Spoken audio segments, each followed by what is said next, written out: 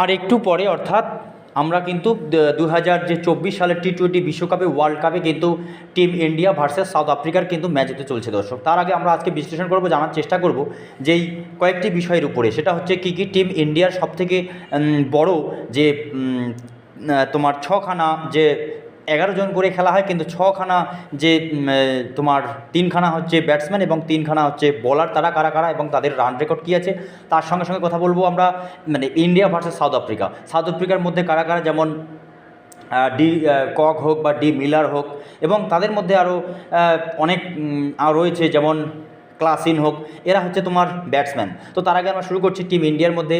রোহিত শর্মা সর্বাধিক রান হচ্ছে 248, Sujoy Kumar Suryakumar 196 highest run, এবং পার্থ 171, তার মধ্যে সাথে সাথে ডি কক 206 এবং ডি মিলার 148 এবং ক্লাসিন হচ্ছে 138। সবই মিলে কিন্তু দু দলের মধ্যে কিন্তু পরিস্থিতি খুব এমনটা যে হেরফের সেটা কিন্তু দেখা যাচ্ছে না। তার আগে আমরা একটা বিষয়ে জানার চেষ্টা করব যে বোলার হিসেবে কার কতটা ক্ষমতা এই মুহূর্তে রয়েছে। ভারতীয় বোলার হিসেবে মিস্টার সিংয়ের 15টি উইকেট, বুমরার 13টি উইকেট, কুলদীপের হচ্ছে 10টি উইকেট।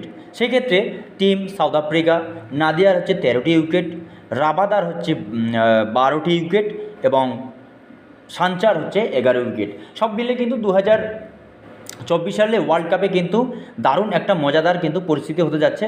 আর অল্প কিছুক্ষণের মধ্যে কিন্তু শুরু হতে চলেছে আমাদের টিম ইন্ডিয়া ভার্সেস সাউথ আফ্রিকার ম্যাচ। তো তার আগে আমরা সেই বিষয়ে কথা বলবো যে ম্যাচ হয়েছে 26টি, তার মধ্যে কিন্তু টিম ইন্ডিয়া জিতেছে 14টি এবং সাউথ আফ্রিকা জিতেছে হচ্ছে তোমার 11টি, এবং একটি হচ্ছে অমীমাংসিত থেকে গেছে। এই ছিল কিন্তু এই পরিস্থিতি। আরেকবার বলছি, 26টির মধ্যে 14টি টিম ইন্ডিয়া, 11টি সাউথ আফ্রিকা, এবং বাকি যে ম্যাচগুলো সেগুলো অমীমাংসিত থেকে গেছে। তো সেই ক্ষেত্রে শক্তিশালীর মধ্যে কে কে আছে? শক্তিশালীদের মধ্যে খুব ভালো পারফরমেন্স যদি করে তাহলে মোট ম্যাচ যে ভারতের জয় 14টি এবং দক্ষিণ আফ্রিকার 11টি, নো রেজাল্ট 1টি। রোহিত শর্মা সেক্ষেত্রে কিন্তু শক্তিশালী একটি, রোহিত শর্মা 248 রান, যেমন এদিকে তোমার সূর্য কুমারের হচ্ছে 196, পার্থর হচ্ছে তোমার 171, এদিকে ডি কক হচ্ছে তোমার 204 এবং ডি মিলার হচ্ছে 148 এবং ক্লাসিন হচ্ছে 138। সেই পরিস্থিতিতে কিন্তু কোন দল কী পরিস্থিতিতে এগিয়ে রয়েছে সেই বিষয়ে কিন্তু ভিডিওতে আজকে আমাদের চর্চা হবে। তার আগে আমি আপনাদের জানিয়ে দিচ্ছি যে সাউথ আফ্রিকা ভার্সেস এবং ইন্ডিয়ার মধ্যে যে দুর্বল জায়গাগুলি কী কী। টিম ইন্ডিয়ার কিন্তু দুর্বল জায়গা যেই বিষয়গুলি রয়েছে সেই বিষয়ে কিন্তু ভিডিওতে চর্চা হবে দর্শক। তার আগে আমি আপনাদের জানিয়ে দিচ্ছি যে আপনাদের যদি এই সমস্ত ভিডিও ভালো লাগে তাহলে অবশ্যই চ্যানেলটিকে লাইক, শেয়ার, কমেন্ট এবং সাবস্ক্রাইব করতে ভুলবেন না। শক্তির মধ্যে শুরু থেকে রোহিত শর্মার আগ্রাসী মেজাজ, জনপ্রীত বুমরাহ, কুলদীপ যাদব, অক্ষয় প্যাটেলের ফর্ম দুর্দান্ত, এবং শক্তি হিসেবে সাউথ আফ্রিকা ইনিংসের যে কোনো সময়ে কুইনট, ডি কক ও হেনরিচ ক্লাসেনের বিগ হ্যাট্রিকের ক্ষমতা রাখে।